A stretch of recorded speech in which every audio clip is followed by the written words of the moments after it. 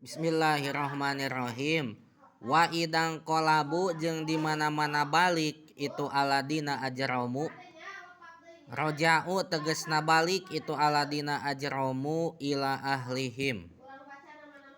Ka kulawargana atawa ka balad-baladna itu aladina ajromu.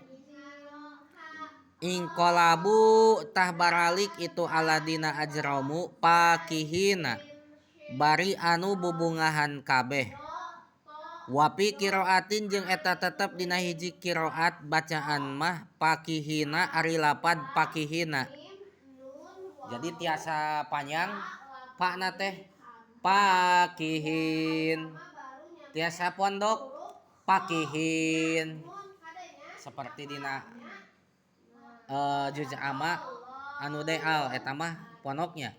Ain dina anu tetep aja panjang. Tah tiasa duanana oge. Tiasa anu aya dina Quran tetep aja. Tiasa deui anu aya dina buku juz amma tete alki. Tiasa duanana ge. Muajibina tegasna bari anu ujub kabeh. Bidikrihim ku ngomongkeunana itu aladina ajromu al mukminina kajalma-jalma anu iman. Oh kitu nya.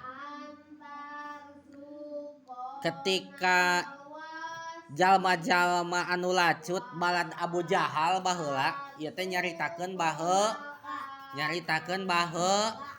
baheula ketika balad-balad Abu Jahal jalma-jalma kafir balik ka balad-baladna deui, maka eta jalma-jalma kafir bakal bubungahan nyaritakeun guguyon nyaritakeun ngaguguyonkeun jalma-jalma mukminin.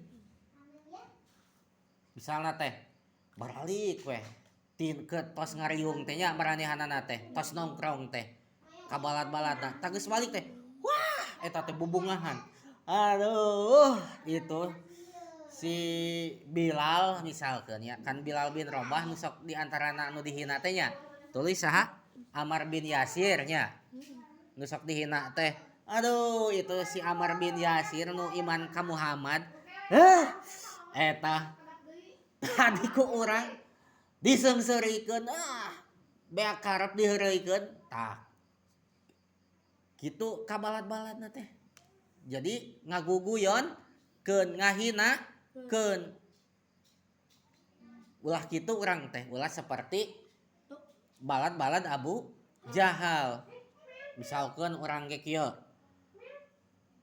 deal jeung pajak teh tos naon tos nongkrong atawa tos naon we tos ngariung di tengah-tengah tongkrongan deal king jeung de pajak torojol jalma anu hideung leutik tapi hirup miskin deh ngaliwat ka saha teh ka hareupeun deal jeung pajak ngaliwat jalma hideung leutik begang tapi hirup kumaha tah lamun urang boga akhlak goreng bakal kieu deal jeung pajak teh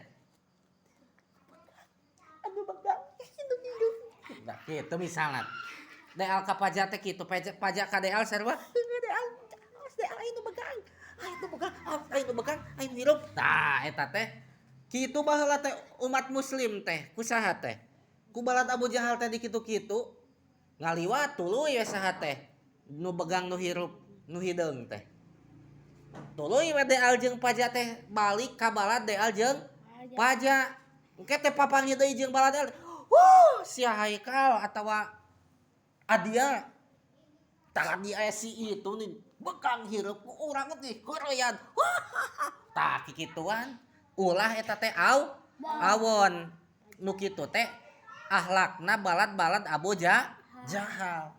Paham? Ulah ngobrolkeun penghinaan ka batur. Naudzubillahi min dalik. Ulah kitunya.